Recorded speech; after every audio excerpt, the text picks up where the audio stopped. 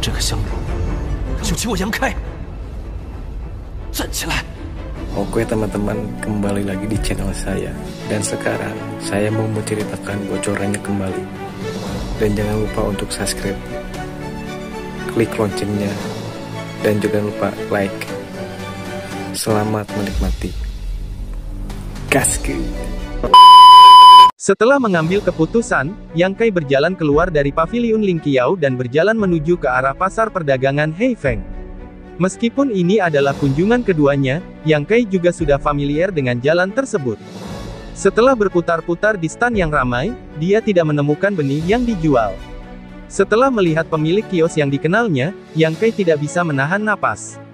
Dia benar-benar takut tidak dapat menemukan siapapun. Kenapa saudara kamu di sini lagi? Terakhir kali dia melihat Yang Kai dan Bu Meier bersama. Apa yang ingin kamu beli kali ini? Tanya pemiliknya.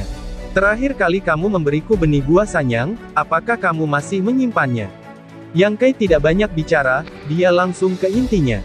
Pemilik kios menggelengkan kepalanya dan berkata, tidak, aku hanya punya satu. Itu sudah diberikan kepadamu sebagai suplemen. Baiklah, Yang Kai tidak bisa menahan kekecewaannya. Sebenarnya, tidak hanya ada satu biji di pohon buah sanyang. Ada beberapa biji saat itu, tetapi aku hanya mendapat satu. Mendengar ini, Yang Kai tampak sangat senang. Bagaimana dengan biji lainnya? Jika kamu benar-benar ingin, kamu bisa pergi ke mereka. Di mana mereka sekarang? Yang Kai bertanya dengan tergesa-gesa. Apakah kamu punya cara untuk membiarkan saya masuk dan mencari mereka? Jangan khawatir, saya hanya pergi untuk membeli benih pohon buah sanyang. Pemilik kios menatapnya sambil tersenyum. Anda dapat meminta bantuan Nona. Dengan dia yang memimpinmu, orang-orang di area pertambangan tidak akan menghentikanmu. Mendengar ini, wajah Yang Kai juga menjadi aneh. Pemilik kios mengangguk berulang kali, jelas tidak mempercayai kata-kata Yang Kai. Dia menunjuk ke sebuah rumah kayu tidak jauh dari sana dan berkata, hari ini juga kebetulan. Nona kebetulan datang ke pasar perdagangan, dan sekarang dia sedang beristirahat di rumah. Jika Anda terburu-buru untuk mendapatkan benih, Anda mungkin juga bertanya kepada wanita muda itu. Yang Kai ragu-ragu. Dia mengatakan bahwa apa yang terjadi antara dia dan Bu Meier hari itu tidak terlalu menyenangkan. Dia telah benar-benar menyinggung wanita itu. Sekarang dia harus meminta bantuannya. Tidak ada seorang pun sekitar 30 kaki jauhnya dari rumah kayu itu. Semua orang seni bela diri menghormati orang-orang kuat di rumah-rumah kayu ini. Ketika dia datang ke rumah kayu yang diperintahkan oleh pemilik kios, Yang Kai berdiri di pintu. Tepat ketika dia tidak tahu bagaimana membuka mulutnya, suara menggoda datang dari dalam rumah, siapa yang ada di luar. Kedengarannya sedikit seperti Hu Meier, tetapi aneh. Karena sudah tiba di sini, Yang Kai tentu saja tidak akan menyerah lagi. Saat ini, dia berkata, Nona Meier, saya Yang Kai. Berbeda dengan pikiran Yang Kai, saat ini ada dua wanita yang duduk di ruangan itu. Penampilan mereka hampir sama, bahkan ekspresi dan bentuk tubuh mereka pun tidak berbeda. Sekilas, saya khawatir ada cermin di sini, dan salah satunya adalah pantulan dari yang lain. Mendengar suara Yang Kai, salah satu dari mereka memancarkan jejak keterkejutan dan keheranan di matanya yang indah. Dia menoleh dan menatap orang lain dan berkata, adik perempuan, apakah ini orang yang kamu katakan Yang Kai? Wanita yang ditanya adalah Hu Meier dan mengangguk, baiklah, bagaimana dia bisa datang kepadaku? Dia berpikir bahwa sejak hari perpisahan, tidak akan ada pertemuan di antara mereka. Sepertinya dia bukan tipe pria yang menganggap kecantikan dan ketampanan sebagai sesuatu yang tidak kau katakan. Beberapa pria hanya berpura-pura menjadi elegan dan mencoba merayumu agar terpikat, lalu mengambil kesempatan untuk menguasai tubuh dan pikiranmu, dan kau akan hancur. Kakak, dia tidak seperti yang kau pikirkan. Hu Jiaoer menjawab, jika tidak, mengapa dia datang kepadamu setelah sekian lama? Aku harus tahu bahwa kau selalu merindukannya. Aku akan mulai dari sini. Kakak, kau akan berpikiran buruk tentang orang-orang, kata Hu Meier. Jika dia benar-benar orang seperti itu, maka pada hari itu di tepi danau, Hu Meier percaya bahwa dia sudah tidak suci, dan tidak ada pria yang bisa menahan godaan. Mengapa dia datang untuk mencarinya sendiri? Meskipun dia tidak mempercayai kata-kata saudara perempuannya, dia memiliki beberapa keraguan di dalam hatinya. Melihat ekspresinya, Hu Jiaoer menghela nafas, jika kamu keras kepala, kamu akan menderita kerugian besar cepat atau lambat. Aku tidak ingin memberitahumu. Dia pasti memiliki sesuatu yang penting untuk ditanyakan kepadaku. Tepat saat dia hendak berdiri, dia ditahan oleh saudara perempuannya. Dia mengalihkan pandangannya dan berkata sambil tersenyum, "Adik kecil, bagaimana kalau bertaruh denganmu?" "Apa taruhanmu?" Humair tampak bingung. "Aku berani bertaruh jika dia munafik. Jika dia seperti yang kau katakan, dia pasti bisa duduk telentang. Jika tidak, maka jangan salahkan adikku karena bersikap kejam," ucapnya Jiawer. "Apa yang kau inginkan kakak?" ucap Humair. "Lihat saja. Kakak, jangan main-main denganku." Humair memukul udara dengan keras, tetapi tidak ada suara yang keluar. Dia bahkan tidak bisa keluar dari kaki persegi itu. Dia hanya bisa melihat semua yang ada di ruangan itu dan tidak bisa menahan rasa cemas. Di luar, Yang Kai menunggu sudah lama sekali Humair tidak datang untuk membuka pintu. Sepertinya dia benar-benar tersinggung hari itu, dia akan marah, dan wajar saja jika dia marah. Aku khawatir wanita manapun yang mengucapkan kata-kata itu tidak akan diperlakukan dengan tenang. Tepat saat dia hendak berbalik, terdengar suara dari ruangan, "Masuk." Yang Kai tertegun. Setelah merenung sejenak, dia mendorong pintu dan masuk. Setelah memasuki ruangan dan menutup pintu, Hu Jiawer duduk di meja makan dengan senyum yang menawan. Dia menghadap ke arah Yang Kai datang. Dia menatapnya dengan tatapan aneh. Hari ini, Humair tampaknya sangat menawan. Dia jauh lebih menawan daripada ketika dia melihatnya beberapa hari yang lalu. Saat ini, di tangan kecilnya yang ramping, Humair memegang kipas kain datar, dan dia mengipasi dirinya dengan anggun. "Hanya saja aku belum melihatmu selama setengah bulan. Bagaimana Humair bisa berubah begitu banyak?" Ketika dia menatapnya seperti ini, dia tidak tahan untuk berpura-pura menjadi Humair. Dia benar-benar berani. Bagaimana mungkin ada orang yang menatap wanita cantik seperti ini? Aku tidak tahu bagaimana menghindarinya. Ketika dia datang ke meja, Yang Kai mengepalkan tinjunya dan berkata, "Nona Mayer, aku belum melihatmu selama lebih dari 10 hari."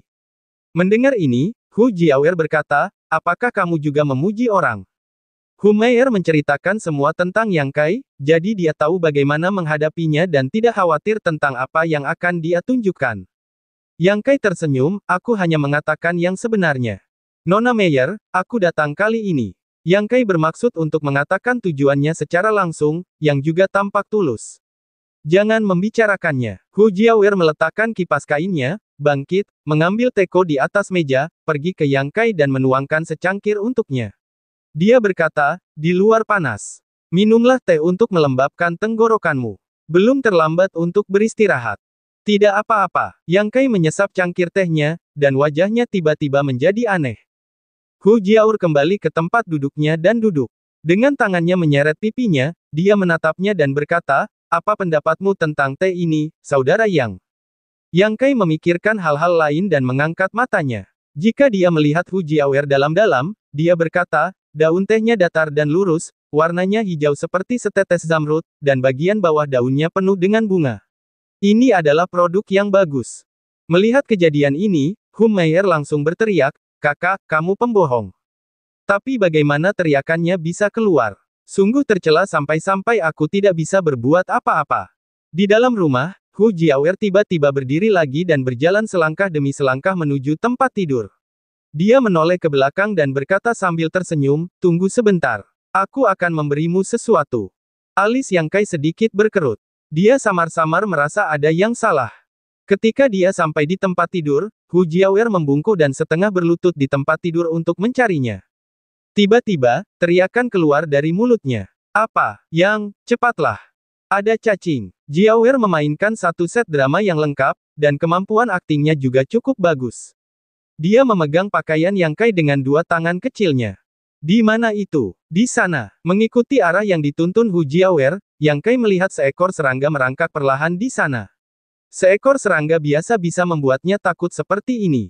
Dia mengulurkan tangannya dan meremukkannya sampai mati. Kemudian dia menepuk bahunya, "Tidak apa-apa. Aku sudah membunuhnya. Pasti ada lagi." Hu Jiawer mendorongnya 1 inci ke depan, menoleh dan melihat sekeliling. Tidak ada lagi. Yang Kai merasa itu tidak masalah. Yang Kai duduk, menatap Humair dengan malu-malu, dia mendapati wajahnya memerah dan dia terlatih-tatih ke samping. "Ada apa dengan kakimu?" Yang Kai bertanya. "Kurasa aku terkilir saat jatuh tadi." Jiaoer membuat rencana. Coba kulihat. Yang Kai berjongkok, mengambil salah satu kaki Jiaoer dan melihatnya. Dia mendapati pergelangan kakinya memang sedikit merah dan bengkak, yang jelas itu adalah cedera terkilir sungguhan. Tidak terlalu sakit. Untuk menguji Yang Kai, Hu Jiaoer berkorban banyak kali ini. Jangan bergerak, perintah Yang Kai, lalu meraih ke dalam pelukannya, dari lengannya untuk mengambil sebotol pil. Ini adalah sebotol krim pembekuan darah dan penghilang stasis milik Paviliun Ling Qiao. Yang Kai dengan hati-hati mengoleskan bagian kaki Hu Jiaoer yang merah dan bengkak. Cara dia bersikap serius tampaknya memiliki ketenangan yang tidak sesuai dengan usianya. Yang Kai, nada aneh keluar dari mulut Hu Jiaoer. Ya, Yang Kai mengangkat kepalanya dan melihat bahwa Jiaoer sedang menatap dirinya sendiri. Yang Kai menatap Hu Jiaoer. Tiba-tiba, Yang Kai tersenyum kecil, perlahan-lahan menyingkirkan krim pembekuan darah dan penghilang stasis, dengan sungguh-sungguh ke dalam pelukan. Apa yang sedang kamu bicarakan? Aku tidak mengerti, kata Hu Jiaoer dengan senyum yang dibuat-buat. Yang Kai menatapnya dan berkata dengan senyum ringan, gadis itu mengatakan itu, tidak mau mengakuinya. Mengakui apa? Aku tidak tahu apa yang kamu bicarakan. Jiaoer mengelak. Yang Kai mengusap dahinya dan berkata, kalau begitu aku akan membuat kata-kataku menjadi putih. Gadis, kamu bukan Hu Meier. Hu Jiaoer tertegun dan langsung terkekeh dan berkata, mengapa kamu berkata begitu? Sebenarnya aku tidak yakin apakah kamu Hu Meier, tetapi sekarang aku dapat memastikan bahwa kamu bukan dia.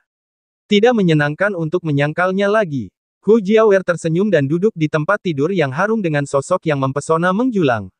Matanya yang indah menatap Yang Kai, dan suaranya dengan lembut bertanya, kapan kamu mulai ragu? Waktunya minum teh. Yang Kai mengetuk cangkir tehnya. Meskipun aroma tehnya menyenangkan, itu tidak dapat menutupi aroma wanita di cangkir. Selain itu, ada jejak bibir samar di cangkir. Saya pikir cangkir ini baru saja digunakan dan orang itu adalah Nona Hu Meier. Atas dasar ini, apakah kamu pikir aku bukan Meier? Jiaoer terkejut.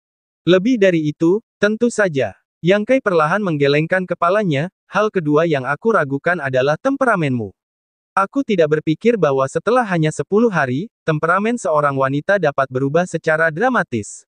Untuk mengatakan pujian, pesona Nona Meier sedikit tidak dewasa, tetapi pesonamu gadis alami. Saya senang mendengarnya. Hu Jiaoer menutup mulutnya, teruskan, apakah kamu punya lagi?